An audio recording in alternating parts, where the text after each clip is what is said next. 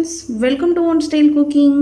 நாம் இன்றைக்கி பார்க்க போகிற ரெசிபி என்னென்னு பார்த்தீங்கன்னா ரொம்பவே சூப்பரான டேஸ்டான வீட்டிலையே செய்யக்கூடிய, அதுவும் கோதுமை மாவு வச்சு செய்யக்கூடிய பீஸா தாங்க பார்க்க போகிறோம். வாங்க எப்படி ஈஸியாக டேஸ்டியாக செய்யலாங்கிறத பார்க்கலாம்.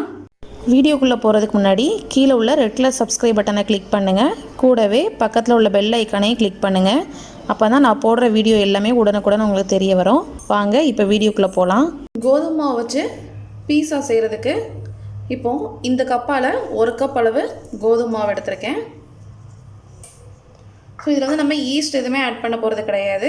நம்ம வீட்டில் உள்ள இன்க்ரீடியன்ட் வச்சு எப்படி செய்யலாங்கிறதான் பார்க்க போகிறோம். இப்போ இது கூட 1 டீஸ்பூன் அளவு சுகர், ஒயிட் சுகர், அப்புறம் இதுக்கு தேவையான அளவு உப்பு சேர்த்துக்கலாம். இது கூடவே பார்த்திங்கன்னா ஒரு 1/4 டீஸ்பூன் அளவு பார்த்திங்கன்னா சோடா உப்பு, நம்ம பேக்கிங் சோடா. அதே குவான்டிட்டிக்கு பார்த்திங்கன்னா பேக்கிங் பவுடர் இல்லைன்னா நீங்கள் பேக்கிங் சோடா சேர்த்துட்டு நீங்கள் லெமன் புழிஞ்சுக்கிட்டிங்கன்னா போதும், உங்களுக்கு அந்த கரெக்டான கன்சிஸ்டன்சி கிடைக்கும். ஸோ பேக்கிங் பவுடர் இருந்ததுன்னா பேக்கிங் பவுடர் ஆட் பண்ணிக்கோங்க. ஸோ ஃபஸ்ட்டு இந்த ட்ரை இன்க்ரீடியன்ட் எல்லாம் சேர்த்து நல்லா மிக்ஸ் பண்ணிக்கோங்க. இப்போ நம்ம எடுத்த மாவு எந்த கப்பில் நீங்கள் எடுத்தீங்களோ அதே கப்புக்கு 1/4 கப் அளவு தயிர் சேர்த்துக்கோங்க. ஸோ நல்லா கட்டி தயிராக இருக்கணும்.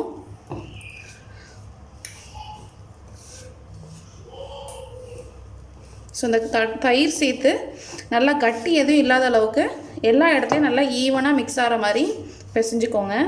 இந்த அளவுக்கு நல்லா தயிர் மாவெல்லாம் நல்லா மிக்ஸ் பண்ணதும் இதில் ஒரு 2 டீஸ்பூன் போல் ஆயில் சேர்த்துக்கோங்க. ஸோ ஆயில் வந்து நம்மளுக்கு ஒட்டாமல் வர்றதுக்காக தான். ஸோ மற்றபடி தயிர், பேக்கிங் சோடா, பேக்கிங் பவுடர் எல்லாமே போட்டிங்கன்னா தான் உங்களுக்கு வந்து அந்த பீஸா மாவு வந்து பார்த்திங்கன்னா உங்களுக்கு நல்லா கிடைக்கும். ஸோ இப்போது கொஞ்சம் கொஞ்சமாக தண்ணியை தெளித்து பிசைஞ்சிக்கலாம். ஸோ இந்தளவுக்கு நல்லா தண்ணி சேர்த்து பிசைஞ்சதும் நல்லா ஒரு 2 நிமிஷம் போல் நல்லா அந்த மாவை பிசைஞ்சுக்கோங்க.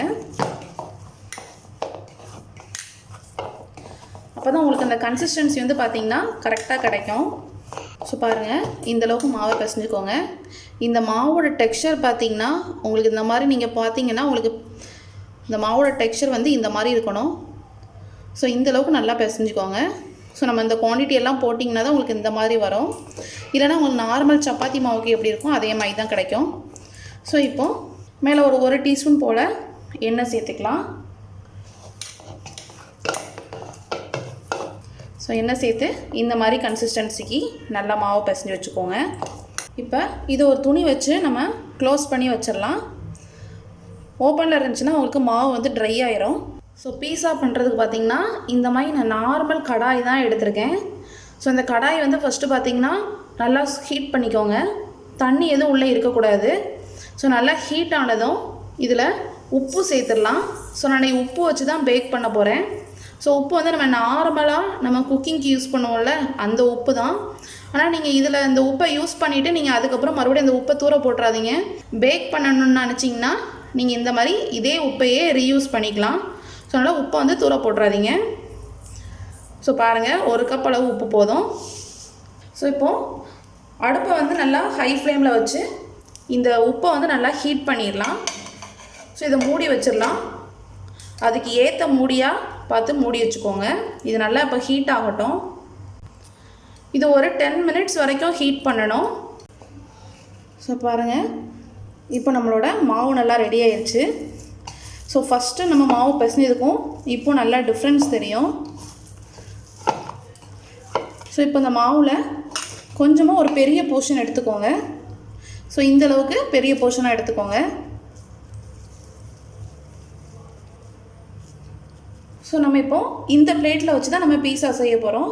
ஸோ உங்ககிட்ட பீஸா ட்ரே இருந்ததுன்னா கூட அது கூட நீங்கள் யூஸ் பண்ணலாம். ஸோ இந்த பிளேட் வந்து எல்லார்கிட்டையும் வீட்டில் இருக்கிறது தான். ஸோ ஃபஸ்ட்டு இந்த பிளேட்டில் கொஞ்சமாக பட்டர் இல்லைனா ஆயில், நெய் எதுனாலும் சேர்த்துக்கோங்க.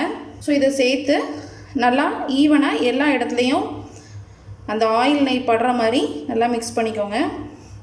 ஸோ பட்டர் சேர்த்திங்கன்னா ரொம்ப நல்லாயிருக்கும்.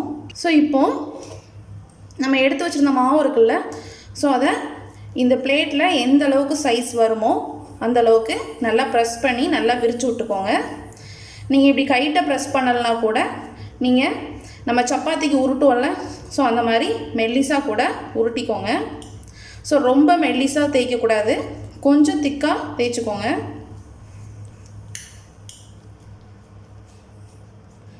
நான்ஸ்டிக் பாத்திரத்தில் நீங்கள் பேக் பண்ணணும்னு நினச்சிங்கன்னா நல்ல குவாலிட்டியாக உள்ள நான்ஸ்டிக் பாத்திரம் யூஸ் பண்ணுங்கள். ஏன்னா நம்ம பேக் பண்ணுறதுனால ஹீட் ரொம்ப இருக்கும். ஸோ பாருங்கள், இந்த அளவுக்கு நல்லா விரித்து விட்டுக்கோங்க. இப்போது இந்த எட்ஜஸில் பார்த்தீங்கன்னா இந்த மாதிரி உங்களோட விரலை வச்சு லைட்டாக ப்ரெஸ் பண்ணிக்கோங்க. ஏன்னா இதில் தான் நம்ம வந்து பார்த்திங்கன்னா சாஸு வெஜிடபிள்ஸ் எல்லாமே நம்ம வைக்க போகிறோம். இப்போ ஒரு ஃபோர்க் எடுத்துக்கோங்க. ஃபோர்க் எடுத்து இந்த மாதிரி அங்கங்கே இப்படி ப்ரெஸ் பண்ணிக்கோங்க. ஏன்னா நம்ம சப்பாத்தி மாவில் பிசைகிறதுனால நம்மளுக்கு வந்து பார்த்திங்கன்னா பூரி மாதிரி பிறகு உப்பெல்லாம் வந்துடும். ஸோ பீஸாக்கான கன்சிஸ்டன்சி இருக்காது. ஸோ அங்கங்கே இந்த மாதிரி ஃபோர்க் வச்சு இந்த மாதிரி குத்தி விட்டுக்கோங்க. ஃபோர்க் இல்லைன்னு நினச்சிங்கன்னா நீங்கள் ஸ்பூன் வச்சு கூட நீங்கள் குத்திக்கலாம்.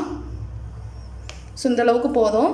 இப்போ இதுக்கு மேலே நம்ம பீஸா சாஸ் அப்ளை பண்ணிடலாம். ஸோ பீஸா சாஸ்ன்னு கடையில் கிடைக்கும். ஸோ பீஸா சாஸ் இல்லைன்னு நினச்சிங்கன்னா நீங்கள் கெச்சப் யூஸ் பண்ணலாம், சில்லி சாஸ் இந்த மாதிரி மிக்ஸ் பண்ணி கூட நீங்கள் யூஸ் பண்ணலாம்.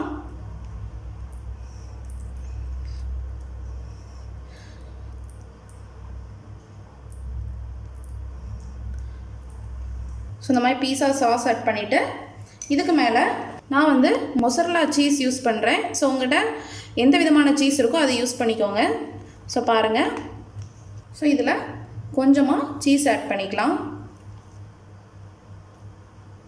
இப்போ இதுக்கு மேலே கார்னிஷ் பண்ணுறதுக்காக வெஜிடபிள்ஸ் ஆட் பண்ணிடலாம். ஸோ குடமிளகா உங்கள்கிட்ட எந்த கலரில் கிடைக்கும், நீங்கள் எல்லா கலருமே கூட யூஸ் பண்ணலாம். ஸோ நான் அன்றைக்கி க்ரீன் மட்டும் யூஸ் பண்ணுறேன். எல்லா கலர்ஸ்லேயும் போட்டிங்கன்னா உங்களுக்கு ரொம்ப கலர்ஃபுல்லாக இருக்கும். அப்புறம் தக்காளி,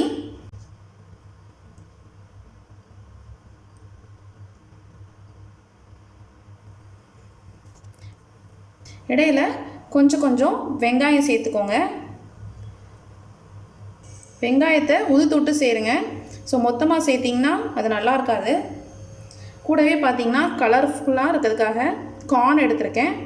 ஸோ உங்கள்கிட்ட வேறு என்னென்ன வெஜிடபிள்ஸ் இருக்கோ நீங்கள் மஷ்ரூம் சேர்க்கலாம். இதுக்கு பதிலாக கீரைகளை கூட நீங்கள் சின்னதாக கட் பண்ணி கூட சேர்க்கலாம். ஸோ அது ரொம்ப நல்லாயிருக்கும். ஸோ பாருங்கள், இப்போ நம்ம டாப்பிங்ஸ் எல்லாம் வெஜிடபிள்ஸ் எல்லாம் போட்டாச்சு. ஸோ இதுக்கு மேலே நம்ம மொசரல்லா சீஸ் சேர்த்துடலாம்.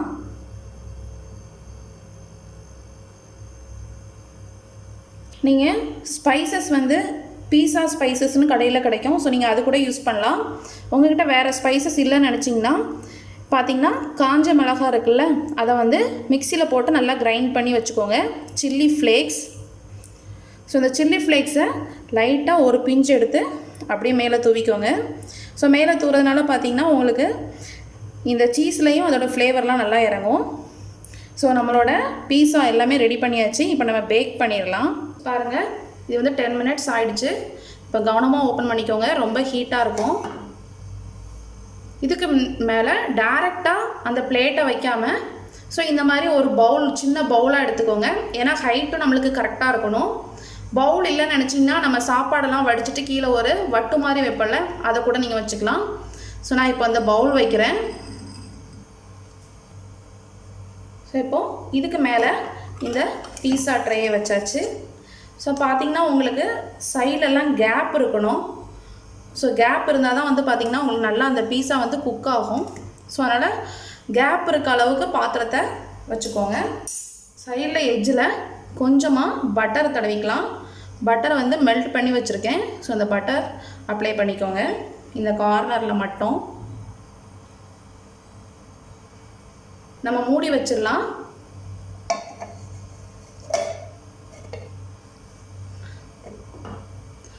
ஸோ பார்த்திங்கன்னா மீடியம் ஃப்ளேம்லேயே வச்சு ஒரு 10 மினிட்ஸ் வரைக்கும் குக் பண்ணுங்கள். ஸோ 10 மினிட்ஸ் குக் ஆனால் தான் நம்மளுக்கு கரெக்டாக பேக் ஆகி சீஸ் எல்லாம் மெல்ட் ஆகும். ஸோ 10 மினிட்ஸ் கழித்து பார்க்கலாம். ஸோ பாருங்கள், கரெக்டாக 10 மினிட்ஸ் ஆகிடுச்சு. இப்போ ஓப்பன் பண்ணி பார்க்கலாம். ஸோ ரொம்ப ஹீட்டாக இருக்கும், கவனமாக ஓப்பன் பண்ணிக்கோங்க.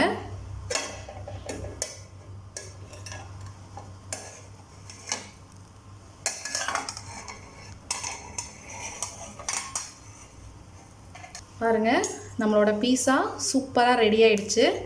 அந்த சீஸ் எல்லாம் நல்லா மெல்ட் ஆகிருக்கு பாருங்கள். ஸோ இதான் கரெக்டான கன்சிஸ்டன்சி.